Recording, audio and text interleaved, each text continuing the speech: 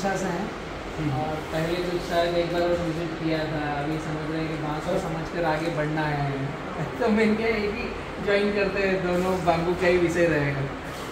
तो अपना तो विषय ऐसा था जी, पहले भी आपको एक विजिट करा चुके थे हम जी जी, CFR का जो हाँ CFR वाला, हाँ उसी में थोड़ा आगे बढ़ना था, लेकिन पहले कैसा था जो वैरायटी थी वो लगाना था। हाँ लेकिन अभी ऑप्शन आ गया है जिसमें हम अपने हिसाब से वैरायटी का सिलेक्शन कर सकते हैं, वो ज़्यादा सही बात है। पौधे लेने के लिए इसमें स्वतंत्रता है, कहीं से पौधे ले सकते हैं। ले सकते हैं इसमें। तो अभी हम कल्चर के इस पर आगे जाएंगे तो अच्छा रहेगा, ऐसा हम प्लांट ले सकते हैं। ओके, और ये जो हम जहाँ से आए अभी मेरा जो क्षेत्र है कोरोना एरिया के मेन लोग है। ओके, जो वो पूरा इस एरिया का काम काज संभालते हैं, वो जैसे जैसे सरपंच वगैरह वो लेवल की वो वही लोग थे सर, यानी पूरे गांव का निर्णय नहीं ले सकते। हाँ, जो गांव के प्रतिनिधित्व कर रहे हैं वो टीम है अपने साथ में, बहुत बढ़िया। तो अभी कोरोना क्षेत्र में जो उस गाँव का अगर देखे जाएंगे तो यहाँ पे 750 हेक्टर CFR में 750 हेक्टर CFR में आया है। ओके ओके, गाँव को मिला हुआ। ठीक है। उसी तरह से ये अभी ये सिंधी दिगर के लोग थे, ओके, यहाँ पे 2600 हेक्टर CFR मिला हुआ था। 2600 हेक्टर। इनका गांव का नाम कौन सा है? सिंधी दिगर, सिंधी दुर्ग, सिंधी दिगर, सिंधी दिगर, तोरनमाल से 7-8 किलोमीटर। ओके ओके, लगभग उनसे लगा हुआ। हाँ, उसी से लगा हुआ वो खड़ई गाँव है, ओके, वही के ये मेन है। जी जी, ठीक, वहाँ पे 550 हेक्टर आवंटित हो गया है। यहाँ पर आप अपने हिसाब से प्लांटेशन करो। उसी के बाजू का गाँव है, उसी को लग के वहाँ पे जब 2400 हेक्टर, यानी ऐसे गाँव को इतना बड़ा क्षेत्र मिला है। ओके, और पहले जहाँ पे विजिट किया था वो अभी कम क्षेत्र है, वहाँ पे 700 हेक्टर था। ओके, तो उस हिसाब से यहाँ पे इतना बड़ा क्षेत्र है। ठीक है। और मैंने आपसे सुना हुआ था कि अलीराजपुर को कुछ वो प्लान का भी चल रहा है। हाँ, तो ये जो अंतर है वो बहुत कम है। नहीं, अभी तो जब हम पहले हमने मीटिंग करी थी ना, उस समय जो मेरे पास लीड थी उसकी वजह आज और भी मेरे पास साइजेबल लीड है। उस समय अगर मेरे पास 3 या 4 नंबर थे कि मैं आपको डायरेक्ट अटैच करा दूँ, आज मेरे पास शायद 10 नंबर है। मतलब बांस कहाँ बिकेगा वो तो मुद्दा ही नहीं है, वो तो छोड़ दो। अगर हम साइजेबल जा रहे हैं तो मतलब मेन बात क्या है कि हम क्या 100 एकड़ 500 एकड़ 1000 एकड़ की बात कर रहे हैं तो बांस बेचना कोई मुद्दा नहीं है। अगर हम 1 एकड़ 2 एकड़ 3 एकड़ की बात कर रहे हैं तो फिर हमें बांस काट करके मंडी ले जाना पड़ेगा, इतना सा फर्क आएगा। तो हम जब CFR में हम खुद अपने खेतों में साइजेबल प्लांटेशन अगर हम एक 30 किलोमीटर की रेडिएशन के अंदर कर रहे हैं तो फिर आप मुझे 200 एकड़ से ऊपर जितना भी दे दो, अपने पास छपाने की जगह है। हम खुद भी ऑक्सीजन पार्क में इंडस्ट्री डाल रहे हैं, मैंने आपको बताया था, पैलेट्स इंडस्ट्री, और उसके अलावा कई सारी योजनाएं हैं जिसमें पूरे भारत के कई व्यक्ति हैं जो हमारे साथ मिल करके आगे बढ़ रहे हैं, जिन्होंने हमारे साथ MOU साइन किया है कि पूरे भारत में हम कहीं भी बांस अवेलेबल कराएं तो वहाँ पर आपके क्षेत्र में इंडस्ट्री आ जाएगी। हम अगर गणेश भाई एक ऑन पेपर सरपंच और गांव वालों के साथ मिल करके MOU साइन करें बी किसान के साथ और ऑक्सीजन पार्क के साथ कि हम इतने एकड़ पे जा रहे हैं, जैसे आपने जो साइज बताया ये अच्छा साइज है। मेरे पास आज एक इस तरह का भी लीड है कि 450 टन पर डे बांस चाहिए। अगर इतनी अवेलेबिलिटी हम देते हैं तो वहाँ इंडस्ट्री लग जाएगी। तो क्या होगा कि हमारा ऑक्सीजन पार्क की टीम आपके साथ और ग्रामीणों के साथ सरपंच के साथ जो MOU साइन होगा उसके बिहाफ पर हम आगे की जो बड़ी इंडस्ट्री आ रही है कपड़ा उद्योग, उस कपड़ा उद्योग को हम यहाँ इन्वाइट कर सकते हैं आपके क्षेत्र में। और ट्रांसपेरेंसी, जिस कंपनी का कपड़ा उद्योग हमारे साथ रजिस्टर्ड हो रहा है, क्या हुआ? हटो हटो हटो हटो, ताकि इधर हम आगे बढ़े। लगभग जो मैंने 400-450 टन पर डे वाली बात करी है, इसका मतलब आप 350 दिन में उसको डिवाइड करोगे तो आपके पास एक साइज बनेगा। मतलब ओवरऑल एवरेज 10 से 15 एकड़ पर दिन का बांस मुझे कटिंग पे चाहिए। एक दिन का 10 से 15 एकड़, तो 4,500 एकड़ कपड़ा उद्योग को बांस चाहिए। इथेनॉल को 2,000 एकड़ चाहिए था। ये बड़ी इंडस्ट्री है जो हमारे पास हेक्टेयर में है, हम उस दिशा में बढ़ सकते हैं। और पौधा लगाने से पहले हम एमओयू साइन करके बढ़ सकते हैं कि हम इतने पौधे लगा रहे हैं, तो ये हमारे पास एमओयू। अगर आपकी टीम उतना फुलफिल करेगी तो हम आपसे बांस कटिंग करेंगे। तो मेरे पास श्योर लाइन है, सीएनजी की अलग है, कपड़ा उद्योग की अलग है, पैलेट्स इंडस्ट्री की अलग है, चारकोल इंडस्ट्री की अलग है। आप अगर एक 100 एकड़ के बांस की बात करो तो वहाँ पर छोटी इंडस्ट्री आ जाएगी चारकोल। 200 एकड़ के ऊपर जाते हैं तो पैलेट्स इंडस्ट्री आ जाएगी 220 एकड़ के ऊपर। आप अगर एक 500-700 एकड़ की बात करते हैं हम ग्रुप बन करके तो सीएनजी इंडस्ट्री आ जाएगी। 2000 एकड़ के ऊपर की बात करते हैं तो इथेनॉल इंडस्ट्री को हम इनवाइट कर सकते हैं। ऑलरेडी ये नंबर्स है मेरे पास और इनसे मेरी बात होकर के ऑक्शन पार्क के एमओयू साइन अप है। कपड़ा उद्योग से लेटेस्ट मेरी 1 महीने पहले जो मीटिंगें हुई, उनका कहना है कि हम इंडस्ट्री, क्योंकि वो इंडस्ट्री अपने आप में बड़ी है, तो कच्चे माल की श्योरिटी चाहिए। हम ऐसा नहीं कर सकते कि मैंने गेहूं बो लिया है, अब मैं कपास बोऊंगा, अब मैं मिर्ची बोऊंगा, वो नहीं हो सकता। बांस मतलब बांस। अगला जब अगर 1000 CR की इंडस्ट्री डाल रहा है तो उसको रोटेशन सरप्लस चाहिए। अगर उसकी डिमांड 300 टन की है तो अपने को बोलेगा 400 टन चाहिए, जो माइनस प्लस करते हुए 300 आने को चाहिए। क्योंकि इंडस्ट्री को 8 घंटे की बजाय 16 घंटे चला सकते हैं, तीसरी टाइम 24 घंटे चला सकते हैं, 3 टाइम मल्टीप्लाई कर सकते हैं। लेकिन कच्चा माल कम हुआ तो ताला लगा के 8 दिन बंद नहीं कर सकते, क्योंकि बिजली बिल तो आएगा ही। जो एम्प्लॉय आए हैं, जो कर्मचारी हैं, वो तो चलेंगे, उनको बंद नहीं कर सकते ना।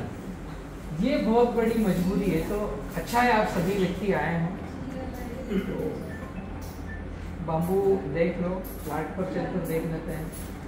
अभी ये फ्यूचर कैसा रहेगा? फ्यूचर तो आगे पूरा भारत ही बैम्बू में विचरण करने को बढ़ ही रहा है। गवर्नमेंट भी आगे सपोर्ट बढ़ा रही है।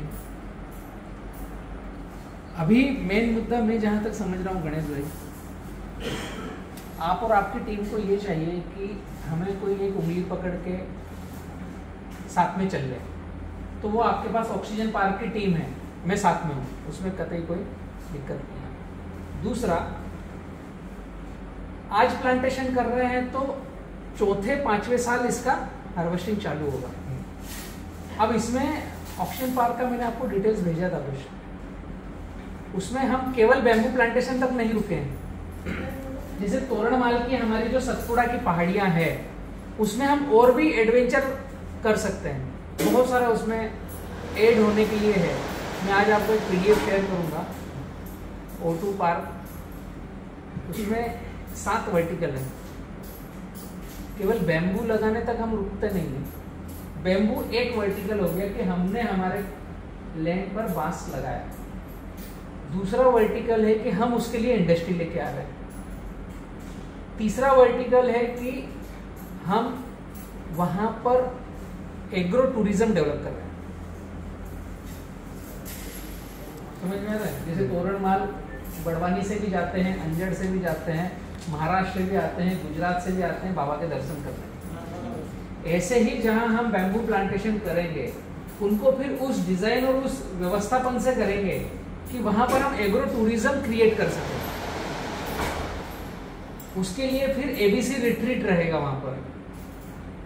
अगर कोई टूरिस्ट आ रहा है तो उसको रहने की जगह, उसको खाने को, उसको व्यवस्थापन की जगह, वो एक एक्स्ट्रा काम हो गया। आपने तो लगाया बांस, बाकी हमारे कंपनी ने आकर बाकी का सिस्टम कर दिया। आपका एक्स्ट्रा बेनिफिट हो गया उस ग्रुप में। जैसे कौन से गांव से आप? हलई। खलई में लगभग 500 हेक्टेयर का आवंटन है ना, 550 हेक्टेयर का आवंटन है। अब उस 550 हेक्टेयर को हम डिजाइन ऐसा करें, एक तो ये है कि जहां मिला किसान के सुपुर्द छोड़ दिया हुआ, आप अपने हिसाब से लगा लो।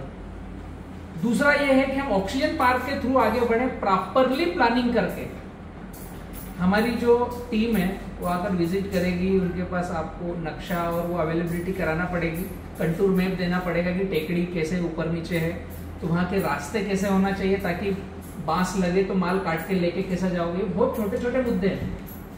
मैंने जब आपके यहाँ विजिट किया था ना, तो पूरी पहाड़ियाँ मुझे दिखी है, मैं समझ रहा हूँ मैं कि वो पहाड़ियों में फिर हमने लगा दिया, तो उसको निकालोगे कैसे।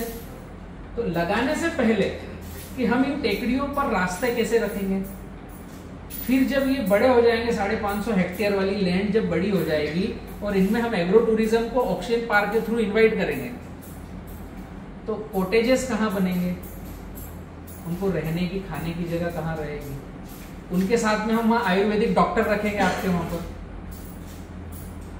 एक तो बीमारियां ठीक होती है बड़े शहरों में जाकर, सीमेंट के हॉस्पिटल में जाकर के इंजेक्शन लगवा करके, दवाई गोली खाकर, बाटल लगाकर।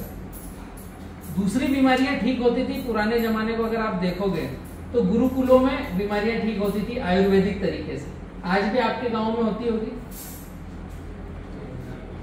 कोई नाड़ी देख करके करता होगा।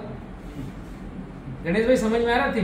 तो ऑक्सीजन पार्क में पूरा का पूरा हमारा वो कॉन्सेप्ट है, ह्यूमन बॉडी को रिपेयर करना बिना एलोपैथिक इलाज से, ये हम ऑक्सीजन पार्क में ला रहे हैं। तो जब हमको आप एक वर्टिकल लेके आओ बांस, मैं आपको अलग से वर्टिकल दे रहा हूं साथ में, समझ में आ रहा है? इसको बोलते हैं एबीसी रिट्रीट। इसका पूरा मीनिंग है अद्वैकम बोधि चेतनम। अद्वैकम बोधि चेतनम मतलब मैं एक ऐसी जगह पर रहना पसंद करूं जहां पर मेरा और मेरे श्वसन का, मेरे अंदर रोम रोम का विकास हो अच्छे तरीके से। तो वो बाम्बू के खेत में ही हो सकता है, क्योंकि बैम्बू ही सबसे ज्यादा ऑक्सीजन देता है ना। आदमी को चाहिए क्या? ऑक्सीजन। अभी हम जब प्लांट विजिट पे जाएंगे तो आपको समझ में आएगा कि अभी आप जो यहाँ श्वास ले रहे हो, आपकी जो ब्रीदिंग आ रही है, आपके जो फेफड़े जिस हिसाब से चल रहे हैं, और जब बैम्बू के प्लांट पर हम खड़े रहेंगे, आधा घंटा वहां विजिट करेंगे, तो उस समय की फीलिंग। और अभी हम यहाँ बैठे हैं, यहाँ भी कोई वातावरण दूषित नहीं है, क्योंकि यहाँ कोई गाड़ियां नहीं है, कोई शोर शराबा नहीं है, लेकिन फिर भी यहाँ का और वहां में आपको क्या अंतर दिखेगा ये आपने मुझे बताया। जैसे बुजुर्गों को कभी ज्यादा दिक्कतें होती है तो उनको हिल स्टेशन भेजते हैं, पहाड़ों पर भेजते हैं। क्यों? क्योंकि वहाँ पेड़ पौधे रहते हैं, वहाँ पर शोरगुल नहीं है, वहाँ गाड़ियों का शोर शराबा नहीं है, वहाँ पर पॉल्यूशन नहीं है। तो ऐसी जगह पर वो जल्दी ठीक होता है। अगर शहर में कोई व्यक्ति 1 महीने में ठीक हो रहा है तो हिल स्टेशन पे शायद 10 दिन में ठीक हो जाएगा। इसका नाम है एबीसी रिट्रीट। ये ऑक्सीजन पार्क का पार्ट है। उसी के साथ उसमें आएगा O2 हाट। हाट बाजार, जैसे आपके वहाँ बाजार लगते हैं, हाट ही बोलते हैं उसको। तो इसको ई-कॉमर्स से जोड़ा है इंटरनेट पे, O2 हाट। आपके क्षेत्र के पहाड़ी एरिया में जितने इन किसानों के पास जो नेचुरल तरीके से अनाज हो रहे हैं, दलहन तिलहन है, शहद है, जो भी है, वो O2 हाट में इंटरनेशनल मार्केट में ऑनलाइन बिक्री, जैसे फ्लिपकार्ट और अमेजोन। ऑलरेडी ये चीजें हम कर रहे हैं। तो आपका ग्रुप को मैं इसलिए पूरा डीपली बता रहा हूँ, और गणेश भाई को अकेले नहीं बता रहा हूँ, आपके सबके सामने बता रहा हूँ कि आप लोगों को पता चले कि हम किस संस्था से जुड़ रहे हैं। मैंने आपको शहद का पूछा था ना, वो O2 हाट के लिए पूछा था कि आपके पास कलेक्शन कितना होता है। हम O2 हाट में नेचुरल तरीके से जो पहाड़ों में शहद हो रहा है उसको इकट्ठा करके मार्केट प्लेस करें, और ऑनलाइन बुकिंग होती है। आप जो मिर्च पका रहे हो, आप जो गेहूं पका रहे हो, वहां पर कोई न तो गाड़ियां हैं, न कुछ है, न वहाँ पोल्यूशन है, न वहाँ कोई इंडस्ट्री है। जैसे सूरत और बड़ौदा इंडस्ट्रियल एरिया है, और वहां पर अगर कोई खेत में ऑर्गेनिक गेहूं पकाए तो भी हम उसको नहीं ऑर्गेनिक मानते। उसका कारण है कि इंडस्ट्री पूरे 400 किलोमीटर पे इंडस्ट्री है, और उसका जो धुआं निकल रहा है, उन गाड़ियों का जो धुआं निकल रहा है, हवा तो पूरी पॉल्यूटेड है। आपने वहीं उस हाईवे पर अगर 2 एकड़ में गेहूं बोया है, उसको भले गुड़ गोबर गोमूत्र कर रहे हो, ऑर्गेनिक तरीके से कर रहे हो, लेकिन जो हवा से उसने लिया वो तो पूरा केमिकल कंटेंट आएगा ना, उसमें तो कैंसर ही निकलेगा। और आप लोग जहां पर हो वो प्रकृति की एक सुंदरतम संरचना है, सतपुड़ा की पहाड़ी। पूरे भारत को पता है सतपुड़ा की पहाड़ी क्या है। तो हम अभी यहाँ क्या कर रहे हैं, जो हमसे जुड़ करके ऑर्गेनिक गेहूं बो रहे हैं ना, मार्केट रेट है 2000 रुपए किलो। जो किसान हमसे MOU साइन करके हमारे तौर तरीके पर गेहूं बो के दे रहा है, उसको 4000 रुपए क्विंटल ले रहे हैं। मार्केट 2000 रुपए क्विंटल है, 20 रुपए किलो है जो गवर्नमेंट का रेट परचेसिंग का, हम डबल में ले रहे हैं। जो मार्केट रेट होगा उससे हम किसान से डबल में लेंगे। ये हमारे MOU में है गेहूं का। ऐसे ही दाल का है। तो जो जो चीजें पब्लिक को चाहिए, लेकिन पब्लिक को हम देंगे ट्रेसेबिलिटी के साथ। तो ये सब चीजें आपके बैम्बू प्लांटेशन के साथ में आपके घर आंगने में होगी और अपनी टीम पूरी आपके साथ है, उसमें कोई चिंता नहीं। ठीक है। मतलब व्यवस्थित तरीके से आगे बढ़ेंगे। बैम्बू एक ही शर्त है कि क्लस्टर फार्मिंग में चाहिए। भैया काफी 2 साल से मेरे साथ जुड़े हुए हैं, और क्यों इतना आगे बढ़ रहे हैं कि मेरे क्षेत्र का विकास हो, मेरे क्षेत्र के किसान डेवलप हो। इन्होंने कभी भी आज तक जितनी बार भी ये मेरे पास आए हैं, ऐसा कभी नहीं बोला इन्होंने कि मेरे खेत में मैं क्या करूं। आपके यहाँ शायद मेरा एक मीटिंग भी हुआ था ना, हमेशा गणेश भाई ने ये बोला है कि मेरे क्षेत्र के किसानों के लिए क्या करना है ये मुझे बताओ। आपको इतने लोगों को यहाँ लेकर के आना क्या उचित है? तो खुद आकर के मेरे से बिजनेस की बात करके आपको बोल देंगे मैं ये कर रहा हूँ, कर सकते हैं ना। ओपनली क्यों बात करा रहे हैं? मतलब ये चाहते हैं कि एकदम ट्रांसपेरेंसी हो, सारी बातें एक दूसरों को पता चले, और जो मैं कर रहा हूँ सबको दिखे, और हम साथ में मिल के करें। मैं नहीं करूँ, हम मिल के करें। गणेश भाई यही भावना है ना, और कुछ है? और बताइए, आपके कोई प्रश्न हो तो बताओ। यही थोड़ा सा हम ये जो क्षेत्र था वहाँ पे अभी काम, बाकी दूसरी तरफ तो जहाँ पे हमने विजिट किया था वहाँ पे काम चालू है। इस साल भी हमने प्लांटेशन किया वहाँ पे। बिल्कुल। लेकिन ये जो क्षेत्र है रोनमाल के जो नीचे का जो क्षेत्र है वहाँ पे थोड़ा अभी काम शुरू नहीं हुआ है। लेकिन वहाँ पे जो कम्युनिटी राइट्स मिला हुआ है वो बहुत ज़्यादा है। और ट्रांसपोर्ट के लिए यहाँ से MP से कनेक्ट होने के लिए नजदीकी है, सही है, क्योंकि वो दरगाह की तरफ नहीं जा सकता है। नहीं, इधर नजदीक आएगा, इस पहाड़ी के इस करवट में। तो यहाँ पे अगर हमने जो 2600 हेक्टर है उसमें से हमने 500 हेक्टर भी कर लिया, तो हम क्या कर सकते हैं? 500 हेक्टर अगर हम लगा सकते हैं तो 500 हेक्टर के ऊपर हम वहाँ पे क्या इंडस्ट्री का क्या भविष्य रह सकता है, वही थोड़ा सा हमारे लोगों को अगर ध्यान में आ जाए तो हम आगे बढ़े। भविष्य है। अपन अभी यहाँ से विजिट करने जाएंगे तो एक मेरी खुद की अगरबत्ती इंडस्ट्री है, वो मैं आपको दिखाऊंगा। फिर बांस के खेत में चलते हैं। हालांकि आप लोगों ने तो बांस देखे ही हैं, लेकिन पर्टिकुलर वेराइटी चाहिए, वो वाला बांस देखना है आपको कि जो हमें धनराशि ज़्यादा मात्रा में दे। पहले पहाड़ों में गवर्नमेंट ने लगाया स्टिक्टस लाठी बांस, उससे आपका रेवेन्यू उतना ही जनरेट हो रहा है कि ग्वालों को लाठियां बेच दो। वही हो रहा है ना कि लाठियां कांडियां काट काट कर बेच दो। लेकिन हमें ज़्यादा मांस मिले, ज़्यादा उसके सूट मिले, हम किसी इंडस्ट्री को ट्रक से देना चाहते हैं, तो वो कौन सी वेराइटियाँ हों वो हमें देखकर विजिट करना पड़ेगा और उन वेराइटियों का सिलेक्शन करना। जैसे बालकुआ है, कटंगा है, टुल्डा है, पोलीमार्फा है, इस तरह की अलग अलग वेराइटियां हैं। तो आपके क्षेत्र में हम कौन सी वेराइटी को सिलेक्ट करें वो भी मायने रखता है। ये जरूरी है क्योंकि एक ही बार लगेगा, फिर उसी को हमें टेक केयर करना है, उसी को मेंटेन करना है।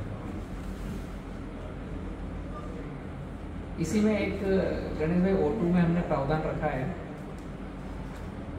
सेल्फ और हेल्प का। जैसे छोटी छोटी ग्राम पंचायतें हैं आपके, उनकी क्या नीड है, उनकी उस हिसाब से गाइडलाइन देकर मदद करना। वो इसी के थ्रू आएगा, मीटिंग एक्टिविटी सब। और एक प्रावधान और रखा है O2 दान, ऑक्सीजन दान करना, जो आज तक शायद बातें हो रही है लेकिन वहां तक पहुंच नहीं पाए। आप जैसे मतलब जो अंदर के पहाड़ों के गांव है ना, वहां भी मोटरसाइकिल तो पहुंच गई ना, पहुंच गए। अब साइकिलें वहां पे भी कम दिखती है। पहले इधर जो ज्यादा रोड वाले गांव या 4 लाइन वाले गांव में कार बाइक्स थी, अब तो अंदर के गांव में भी पहुंच गई है। तो उन गांवों में वापस पोल्यूशन फ्री उनको कैसे करना है, ई बाइक्स पर आना, बैटरी की बाइक पर आना, ताकि हम पेट्रोल डीजल यूज ही नहीं करें, उस क्षेत्र को अनटच रखें। तो इसके लिए पूरे भारत नहीं विश्व में बड़ी बड़ी मुहिमें चल रही है। वो जो मुहिम चला रहे हैं उनको आप तक कैसे पहुंचाएं, इस पर ऑक्सीजन पार्क काम कर रहा है। O2 दान, एक छोटा सा उदाहरण दूं। आप मोटरसाइकिल चलाते हो ना, कौन सी मोटरसाइकिल आपके पास है? पल्सर 110 सीसी का आता है, 150। अच्छा, वो बड़ी वाली पल्सर 150 सीसी का। पल्सर 150 सीसी अगर आप 5 घंटा डेली चलाते हो और 1 महीने तक चलाओगे ना, 1 महीना 30 दिन। आपकी उम्र कितनी है अभी? मेरी उम्र अभी 30 साल। लगभग 40 से 45 साल की उम्र तक आप पैदा होने से लेकर 40-45 साल की उम्र तक जितनी ऑक्सीजन आपको चाहिए सिंगल आपको, उतना ये जो पल्सर है ना, जो पेट्रोल फूकती है और जलने के लिए इसको ऑक्सीजन चाहिए, छोड़ती कार्बन डाइऑक्साइड है। ये 30 दिन में जितना ये ऑक्सीजन पीती है वो आपकी उम्र का एक 50% हिस्सा है। ये रियलिटी, ये हमको पता नहीं है। ये अब उनको पता चल गया है जो पल्सर बना रहे हैं, उनको पता पहले भी था, लेकिन अब लाठी गिर रही है। जैसे कोरोना आया, फिर ब्लैक फंगस आई, कोरोना के बाद दूसरा वर्जन आया ना फंगस, पहले वायरल आया, फिर फंगल आया, अभी और नई नई डिसीज आएगी। तो ये अच्छा है हम जहां हैं सतपुड़ा की गोद में, हमारे तक नहीं है। ये जितने जितने सीमेंट के जंगल है वहीं तक है, बड़े बड़े शहरों तक है। तो अब इन शहरों वालों को जो इंडस्ट्रियां डाली इन्होंने, जितना विकास किया, उतना अब इनको पता चल रहा है कि ये विनाश हो गया है। तो ऐसे ऑक्सीजन पार्क है या इनके जैसे कई सारी जो टीम है, वो ये चाह रहे हैं कि जो ऐसे इलाके हैं जो अभी भी इस पोल्यूशन से बचे, उनको कैसे और बचाएं। O2 दान, ऑक्सीजन हम दान कैसे करें। तो ये बड़ी बड़ी इंडस्ट्रियां अपने CSR का फंड वहां पर लगाना चाहती है कि हम इस क्षेत्र में और बेस्ट क्या करें। तो पेट्रोल डीजल वाली चीजों को कम करके बैटरी पर कैसे आए। बहुत सारे ऐसे व्यक्ति हैं जिनको पेड़ पौधे लगाना है लेकिन उनके पास जमीनें नहीं है, वो कहीं और इंडस्ट्री में काम कर रहे हैं या कहीं बड़े पद पर हैं, गवर्नमेंट के साथ बड़े पद पर हैं। तो इनके ऑफिसर लोगों का क्या होता है, इनके तबादले भी होते रहते हैं, न तो इनका घर रहता है। घर जो रहता है वो दादा बाबा बुजुर्ग रहते हैं, पर्टिकुलर इनकी फैमिली ये तो तबादलों में रहती ना, कि 2 साल यहाँ किया, 2 साल उज्जैन में किया, 2 साल भोपाल में किया, 2 साल ग्वालियर चले गए। जो बड़े पद पे रहते हैं उनको एक जगह रखते हैं। कलेक्टर 1 साल मुश्किल, 2 साल तो बहुत ही मुश्किल, बदली होती रहती है। तो घर इस्टेब्लिश नहीं है, पैसा है, प्रकृति से लगाव है, लेकिन पेड़ पौधे लगाएं कहाँ। तो ऐसे सभी व्यक्तियों के लिए O2 दान, हम उनको कहते हैं कि हमारे पास ये करने वाले हैं, आप पेड़ पौधे भेज दो, आप उनका खाद दवाई भेज दो, आपको जो लगे वो कर दो। ऐसे व्यक्तियों को हम इनवाइट कर रहे हैं कि जैसे तोरणमाल है या हमारा मोरबी है या बड़वानी है, उसको कहते हैं O2 दान। आप हमको पैसा मत दो, आप आपके लिए, आप जो गाड़ियां चला रहे हो उनका जो ऑक्सीजन फूक रहे हो, वो ऑक्सीजन अगर प्रकृति में वापस देना है, आपके घर में जो AC लगा है वो जो ऑक्सीजन चूस रहा है, अगर आपके दिल में भावना आ रही कि वो प्रकृति को वापस देना है, तो आप पेड़ पौधे बढ़ाओ। पेड़ पौधे बढ़ाना है तो ये किसान है, इनकी मेड़ों पर लगवाने के लिए पौधे भेज दो, ये लगाएंगे, ध्यान रखेंगे।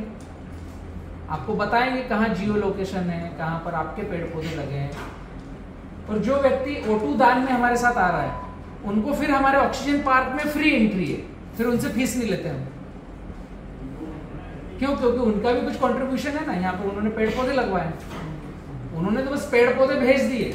अब आप उनको ध्यान रख रहे हो, आप उनको पानी दे रहे हो, आप उनको सींच रहे हो, वो कटा तो उनका पैसा आपके पास है, उनको नहीं जा रहा है। उन्होंने तो दान कर दिया कि मेरे नाम पे पेड़ पौधे लगाओ। इस तरह की एक्टिविटीज हम चला रहे हैं, तो काफी सारा अच्छा कुछ हो रहा है।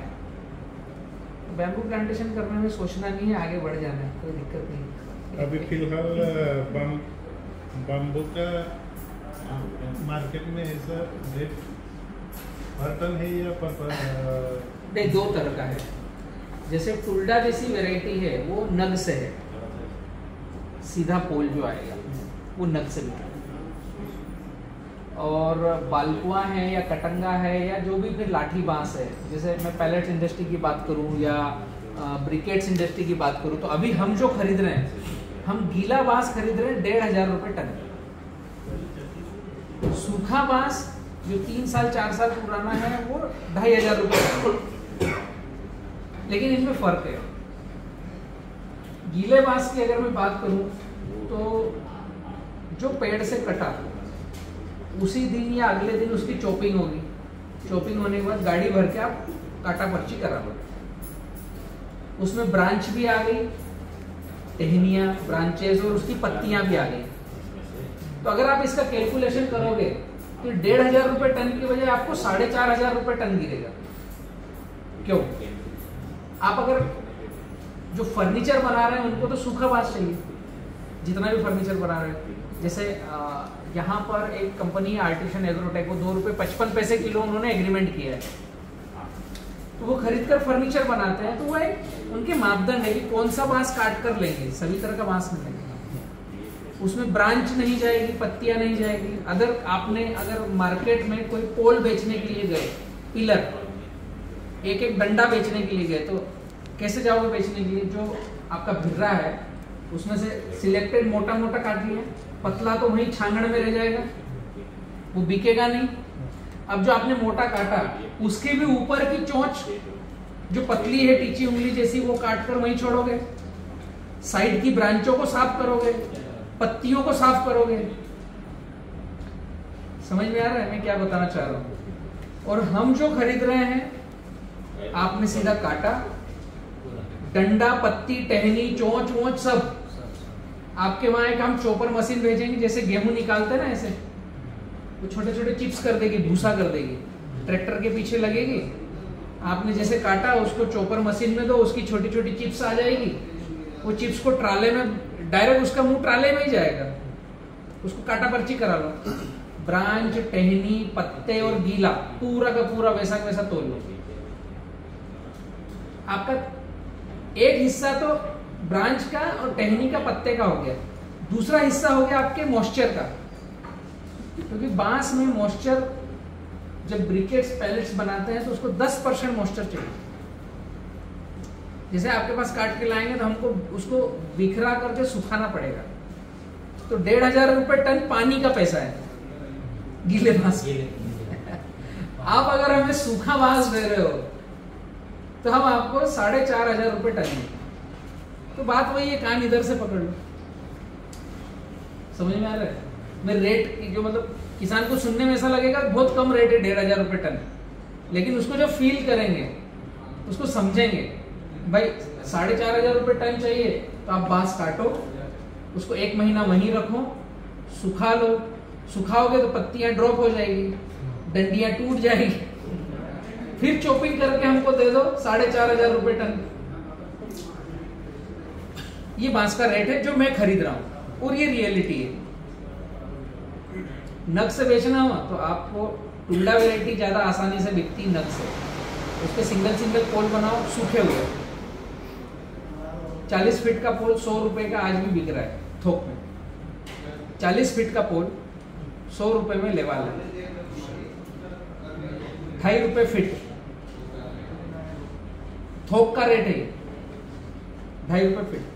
टेका लगाने के लिए, सेंटिंग बनाने के लिए कई सारे व्यापारी जिनके नंबर मैं आपको दे दूंगा, आप डायरेक्ट भेज दो, उसमें मेरा कोई इफ बट नहीं है। ये अभी मार्केट रेट है बाबू का। अभी ये जिस साइज में लगाने की सोच रहे हैं वहाँ पे तो सिंगल बेचने का कोई मतलब ही नहीं। हाँ, वो लाट में ही हमको जाना पड़ेगा, मास में जाना पड़ेगा, टनेज में जाना पड़ेगा। सिंगल बेचोगे कितना, कैसे बिकेगा? कितने दिन लेके बैठेंगे एक नहीं, वो नहीं कर सकते हो। आप मोटा ये समझो कि तीसरे चौथे साल आपको एकड़ का 40-50 हजार मिलेगा। मैं एक समरी बता रहा हूँ, एवरेज। चौथे साल के बाद जो हार्वेस्टिंग हाथ में आएगी, जैसे टुल्डा लगाया तो चौथे से 5वें साल मिलेगा, बालकुआ लगाया तो तीसरे से चौथे साल मिलेगा। अपन एक मोटा माने कि पहाड़ी है, वहाँ पानी नहीं दे पाए हैं, ऐसा ही कुछ सीन बनेगा ना, ड्रिप डालना पड़ेगी। तो 5वें साल की कटिंग हमारे पास हाथ में आई तो 40-50 हजार रुपये एकड़, छठे साल से 50 से 60 हजार रुपये एकड़, 7वें साल से लाख रुपए एकड़ का हमें बांस की अर्निंग मिलेगी। तो जैसी जैसी उम्र बीतेगी वैसे फिर एक बार वो टनेज उसका बढ़ जाएगा कि इतने टन फिर हर साल देगा।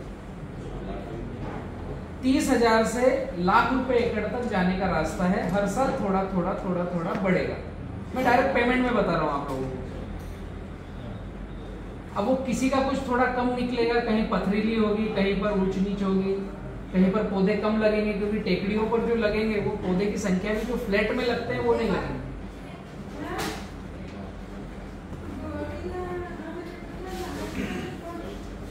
ये क्वेश्चन आपने जो रेट बताया 1.5 रुपए केजी के, तो इसमें मतलब खेत का रेट है, खेत का रेट है, आपके खेत का गेट रेट है, वहां से चॉपिंग करके हम लाएंगे। उसमें आपकी नहीं, लेबर हमारी नहीं है। हाँ, आपको काट करके हमको देना है। उसको जो चॉपिंग करने वाली लेबर हमारी है, उसको लोडिंग करने वाली लेबर हमारी, उसको लोड करके घिस के लाएंगे हमारे सामने। लेकिन हमारी जहाँ इंडस्ट्री है उसके 100 किलोमीटर की रेंज में, 100 किलोमीटर की रेंज से आप बाहर हो तो फिर उतना भाड़ा आपको वहन करना है। मतलब जैसे 120 किलोमीटर है तो 20 किलोमीटर, हाँ, ऊपर का जो 20 किलोमीटर का भाड़ा है, लेकिन फिर हमें ये महंगा गिरेगा, फिर हमें वो परवरेगा नहीं। इतने हेक्टर में अगर आप जा रहे हो ना, तो वहाँ इंडस्ट्री हम ही लगा देंगे या इंडस्ट्री वाले को बुला लेंगे, वो कोई दिक्कत ही नहीं। फिर उसको ये लंबी दूर ट्रेवल नहीं करना है, क्योंकि जहाँ कच्चा माल है वहाँ इंडस्ट्री लगाना सही। इसको खर्चा ही ज़्यादा इसकी ढुलाई का है, जितना ज़्यादा ढुलाई में उतना ज़्यादा खर्चा लगेगा।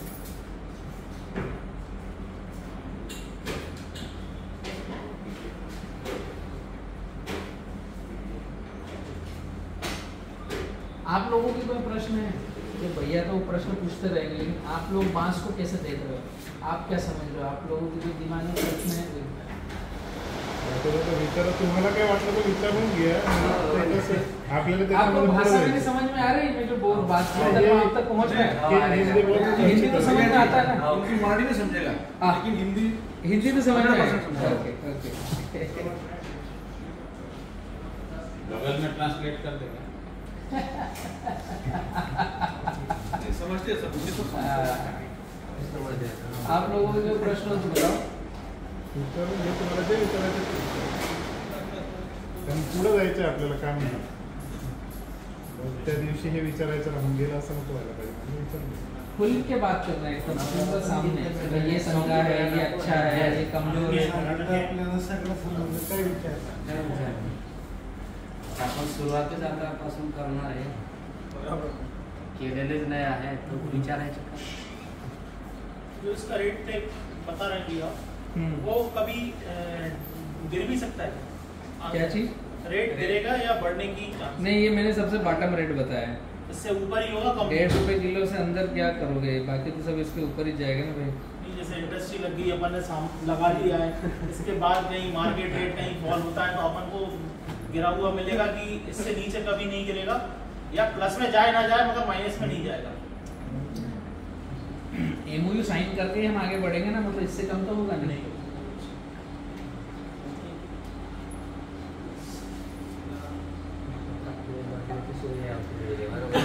लागण 4-5 साल काटने के 5 वर्ष आपण साईड पे केलं का? साईड हिशोबानुसार 2 वर्ष वाढून घ्यायचं. आपल्याकडे पाण्यात जर कमी पडते आपल्याकडे माझ्याकडे 20 झाड आहे बांबूचे. 20-30 झाड 30 असं आता 20 एवढे त्यांना की एक झाडाला आता 200-250 रुपये झाले सर. एक झाडाला आपल्या घराची या साईडला आहे ना, एक झाडाला तरी 200 धरून झाला. 200 एवढं आहे मोठे एवढं झाले पण अजून आपण कापले नाही. उसको भी काटने का तरीका है, उसकी पहले ट्रेनिंग देंगे आप लोगों को. मतलब ये जो भिर्रा तैयार होता है ना, इसको डायरेक्ट नहीं काट सकते और कहीं से भी नहीं काट सकते, वरना वो भिर्रा रुक जाएगा, सूख जाएगा. नहीं मेरे पास है अभी 30 बांबू के 30 भिर्रे हैं. हाँ नहीं पर उसके यहाँ एक बिल्डर को 200 से ऊपर है. तो अभी तक आपने काटा नहीं होगा, वो बढ़ते ही जा रहा है, बढ़ते ही जा रहा है. ये बाम्बू की खूबसूरती है. कोई लेवल नहीं मिला, इस साल नहीं कटा तो अगले साल काटेंगे. जनवरी में नहीं कटा तो अप्रैल में काटेंगे. कहाँ वो भग रहा है, कहाँ हम भग रहे हैं, हम हमारे काम धंधे करते रहेंगे. ये बांस की खूबसूरती है. 10-12 साल हो गए. 12 साल हो गया तो अभी भी आप उसको काटोगे तो 12 साल का इकट्ठा देगा. एफडी है वो आपकी. ऐसा नहीं है कि वो खत्म हो गया या कमजोर हो गया, ऐसा कुछ भी नहीं है उसमें. ये बांस की खूबसूरती है.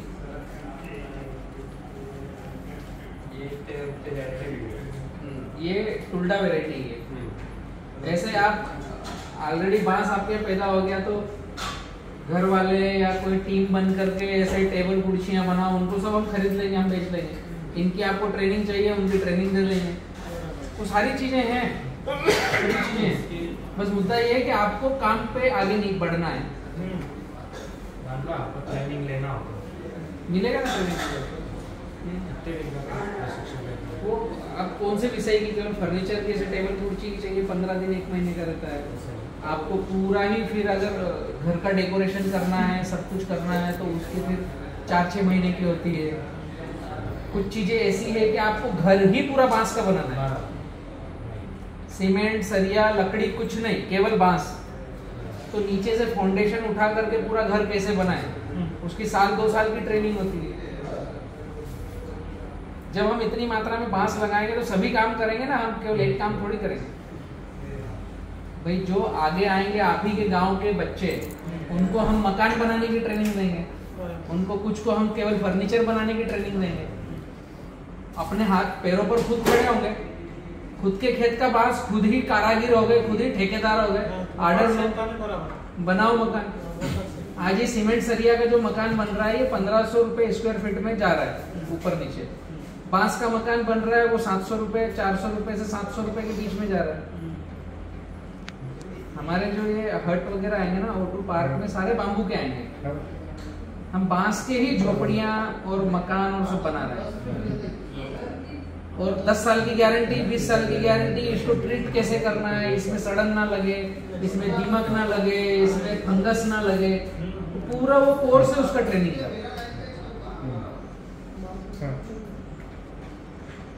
बांस के पूरे मकान बनते हैं, सिंगल फ्लोर, डबल फ्लोर, केवल बांस.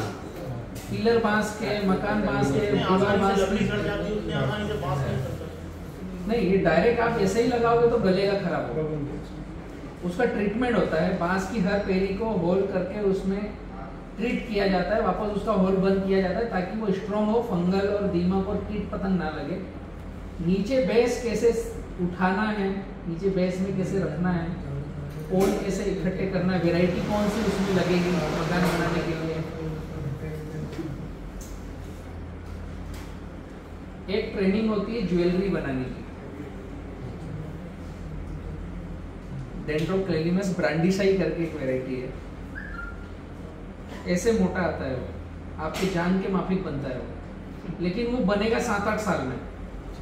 हाइट जाती 40-50 फीट, 60 फीट. ब्रांडिशाई. वो जो बांस है उसकी जो दीवार है उसकी वॉल थिकनेस ऐसे मोटी है, मतलब वो मोटा, अंदर होलो तो है लेकिन वो मोटा है. उसकी बनती ज्वेलरी. आभूषण बनते हैं उसके। एक बांस जो 60 फीट का आपने काट करके उसकी ज्वेलरी बनाई, समय तो लगेगा, लेकिन एक बांस आप 1 लाख रुपए का बना सकते हो। उसका स्टेशन हम दे रहे हैं हमारा O2 हार्ट, ये जाइजेंटियस। हाँ, इसका कोई यूज हो सकता है? हाँ बिल्कुल यूज है इसका। ये जाइजेंटियस, ये कहाँ का फोटो है? ये दरगाह का ही है। दरगाह का ना अपने वहां का, काफी अच्छा बांस है ये वैरायटी जाइजेंटियस है, हिंदुस्तान में बहुत कम है। आधा होगा आपसे, एक जान के मुताबिक होगा ना, बड़ा ही होगा, उससे ज्यादा होगा। ऐसे बैठता नहीं हुआ। हाँ नहीं बैठेगा, वही तो मैं बोल रहा हूँ, ऐसा आएगा वो जाइजेंटियस। ये भैया के क्षेत्र में ही है। इस बांस के पौधे की मैं डिटेल बताता हूँ आपको। कल एक मित्र आए थे मेरे पास भुज कच्छ से, अपने पास पौधा है 50 रुपए का है, जाइजेंटियस का पौधा है अपने पास। उस व्यक्ति को जहां उन्होंने पौधा देखा, उनको रेट क्या मिला, कितने का पौधा हो सकता है बताओ आप? मैक्सिमम ज्यादा से ज्यादा महंगा पौधा कितने का होगा?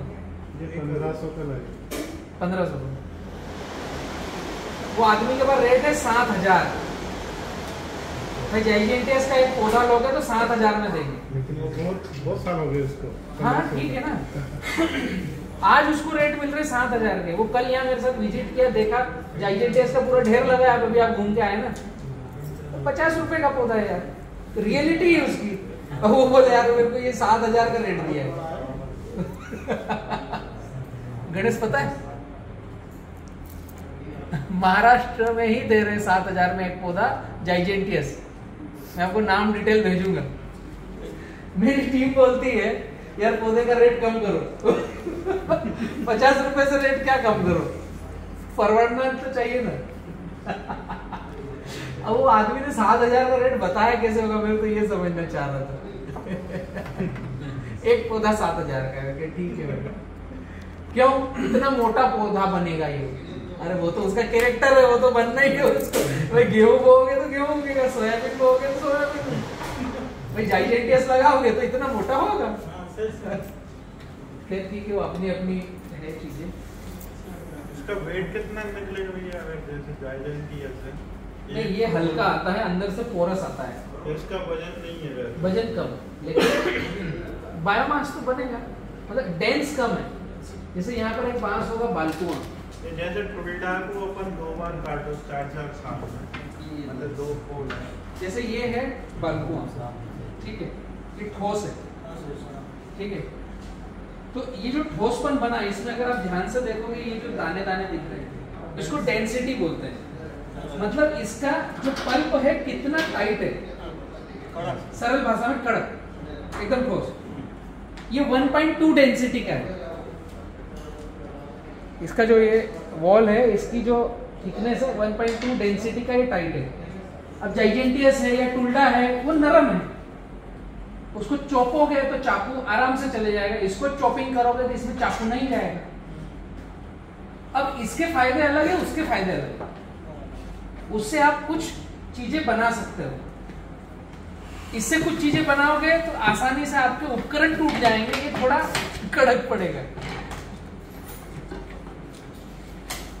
ये प्लाईवुड है, ये बांस से ही बना हुआ प्लाईवुड है। ऐसी चीजों में ये डेंस चाहिए। अब ये जो फर्नीचर है ऐसे में नरम चाहिए। ज्वेलरी बनाने में ऐसे नक्काशी करना पड़ेगा ना आपको, उसमें डिजाइन डालना पड़ेगा। छोटे छोटे उपकरण, उसमें रेशे कम चाहिए, फाइबर। जैसे डेंड्रोकैलिक ब्रांडिशाई में रेशों की संख्या कम है। साबन के जैसे अपन ऐसे उसमें कटिंग कर सकते हैं, संगमरमर के जैसे कटिंग कर सकते हैं, तभी तो उसकी ज्वेलरी। हाँ तभी ज्वेलरी बनेगी। तो उसकी आइडेंटिटी अलग है, इसकी अलग है, जाइजेंटियस की अलग है।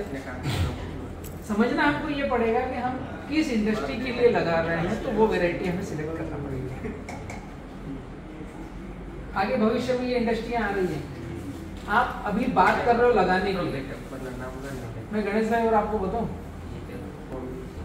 मैं कितनी बात कर लूं, हम एमओयू साइन कर लें, शायद उस दिन जब आपके खेत से बांस कटेगा उस दिन और 50 इंडस्ट्री आ जाएगी तो आप और आपकी टीम सोचेगी बलराम भाई को दें हम ही बेच का है।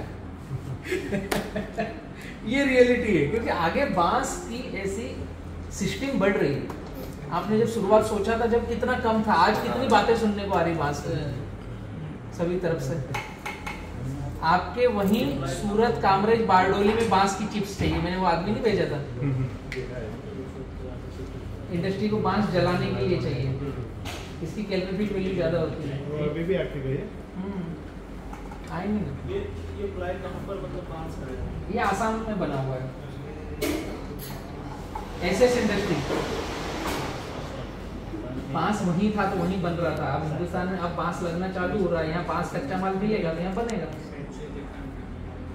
महंगा बहुत पड़ता है। ये प्लाई से महंगा अभी बांस नहीं है तो महंगा पड़ेगा। अब बांस ही बांस हो जाएगा, इंडस्ट्री को कच्चा माल आसानी से नजदीक मिल जाएगा तो फिर एक ही इक्वल रेट में पड़ेगा। प्लाई से भी और लकड़ी से भी ज्यादा बहुत मजबूत है, बहुत मजबूत। लकड़ी से मजबूत रहेगा। बम्बू का है ना? हाँ, बांस इसको ऐसा प्रेस किया हुआ है ना कंपनी में। और इसकी एक और खासियत है, लकड़ी आपकी जलेगी, आग पकड़ेगी, ये सुलगेगा, ये जलता नहीं।